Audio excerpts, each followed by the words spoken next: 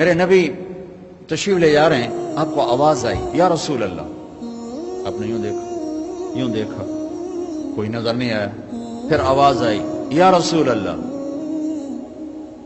دیکھا تو ایک ہرنی گلے میں رسی چارپائی سے بندھی ہوئی، وہ آپ کو پکار رہی تھی۔ آپ قریب آئے، کیا ہے؟ کہ آپ کا صحابی مجھے پکڑ کے لایا ہے، میں اللہ کی تقدیر پہ راضی ہوں، مطلب ذبح کی جاؤں، لیکن میرے چھوٹے چھوٹے بچے ہیں، وہ بھوکے ہیں، اگر آپ مجھے چھوڑ دیں میں ان کو دودھ پلا کے واپس آ جاؤں۔ تو آپ نے فرمایا اگر تو واپس نہ آئی تو پھر، کہ اگر میں واپس نہ آئی تو اللہ مجھے جہنم میں ڈال دے جیسے انسانوں کو ڈالے گا۔ تو آپ نے اس کی رسی کھول دی اور وہیں بیٹھ گیا، اس نے دوڑ لگائی اور پہاڑوں میں غائب ہو گیا۔ دیر گزر گئی، آپ نے دیکھا وہ پہاڑ سے اتر رہی تھی اور آ کر کہا یا رسول اللہ میں حاضر ہوں۔ اللہ اکبر، اسے خبر ہے میں کیوں حاضر ہوں۔ یہ ہمارے فیصل آباد کا بازار والا 10 روپے کے پیچھے وہ جھوٹ بولتا ہے کہ زمین آسمان کانپ اٹھتے ہیں۔ آپ نے اس کو رسی سے باندھ دیا اور پھر بیٹھ گئے۔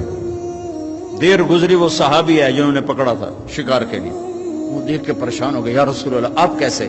کہا بھائی میرا ایک کام ہے چھوٹا سا۔ کہا کیا؟ کہ یہ ہرنی میں ہدیہ مانگتا ہوں آپ سے۔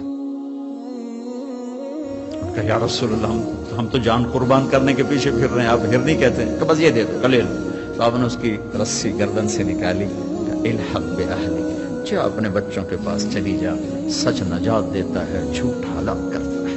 میرے بچوں ایک ہرنی جتنی سچائی سیکھ لو، اپنی زندگی سے جھوٹ نکالو اگر اللہ کو پسند آنا چاہتے ہو۔ نہ تہجد پڑھو، نہ اشراق پڑھو، نہ اوابین پڑھو، فرض نماز کا تو معافی کوئی نہیں، اس کی تو معافی کوئی نہیں، سچ بولو۔ فرض روزے کی معافی کوئی نہیں، مت رکھو تم نفلی روزے، مت کرو تم نفلی حج۔ فرض حج ہے کرو، فرض زکوٰۃ ہے ادا کرو، فرض نماز ہے نہیں چھوڑ سکتے۔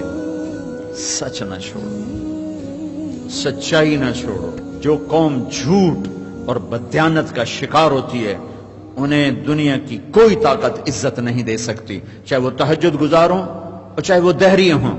اور جو قوم سچ اور امانت پہ کھڑی ہو جاتی ہے انہیں کوئی شے ذلیل نہیں کر سکتی، چاہے وہ ایمان والے ہوں اور چاہے وہ 360 پتھروں کے پجاری ہوں۔ اپنی زندگی سے جھوٹ نکال دو اللہ کے واسطے۔ لمبی چوڑی بندگی ہے، میں نے فرض کے لیے تو میرے پاس کوئی چوائس کوئی نہیں کہ چلو اے کر لو تو اے نہ کرو۔ فرض تو فرض ہے، اس سے تو میں نکل نہیں سکتا، نہ آپ نکل سکتے ہیں۔ لیکن میرے عزیزو سچے بن جاؤ، سچے بن جاؤ، دیانتدار بن جاؤ، دیانتدار بن جاؤ۔ جو وقت یونیورسٹی کا ہے اس میں اگر آپ اپنے کام پہ جا رہے ہیں تو یہ آپ بددیانتی ہے، یہ خیانت صرف یہ نہیں کہ تم نے پیسے میں خیانت کی، ٹائم کی خیانت۔ یونیورسٹی کا ٹائم میں پروفیسر صاحب اخبار پڑھ رہا ہے، یہ خیانت ہے اس وقت کے ساتھ جس کی گورنمنٹ اس کو تنخواہ دے رہی۔ یونیورسٹی کے ٹائم میں وہ حاضریاں لگا کے اور اپنے کام کو جا رہا ہے، یہ خیانت ہے اس ٹائم کے ساتھ جس کی وہ تنخواہ لے رہا ہے۔ اس کو سرکاری گاڑی ملی ہے، اس کے بچوں کو اسکول چھوڑنے جا رہی ہے، یہ خیانت ہے۔ بددیانتی اللہ کی نظروں سے گراتی ہے جیسے پتھر اوپر سے نیچے آ کر گرتا ہے، اور دیانت آدمی کو لے جاتی ہے 7 آسمان عرشوں تک پہنچا دیتی ہے دیانتداری۔ جو ٹائم یونیورسٹی کا مقرر ہے اس سے اگر آپ گھنٹہ لیٹ آ رہے ہو، آپ نے 1 گھنٹے کی خیانت کی ہے۔ خیانت صرف پیسے جوڑ مارنے کو نہیں کہتے۔ آپ نے بچوں کو پڑھانا ہے، نہیں پڑھایا، تم نے پڑھنا ہے، تم آئے پڑھنے کے لیے، یہاں تم کسی اور کام میں لگے ہو، تم نے ماں باپ سے بھی خیانت کی، اللہ سے بھی خیانت کی، اس یونیورسٹی کے ساتھ خیانت کی۔ پروفیسر صاحب یونیورسٹی کے ٹائم میں کسی اور کام میں لگا ہوا ہے، یہ خیانت ہے۔ اگر اللہ اس کے رسول کا پسندیدہ بننا ہے تو میں لمبے چوڑے وظیفے نہیں بتا رہا ہوں، چھوٹی چھوٹی 2 باتیں بتا رہا ہوں۔ سچائی، امانت، سچائی، امانت۔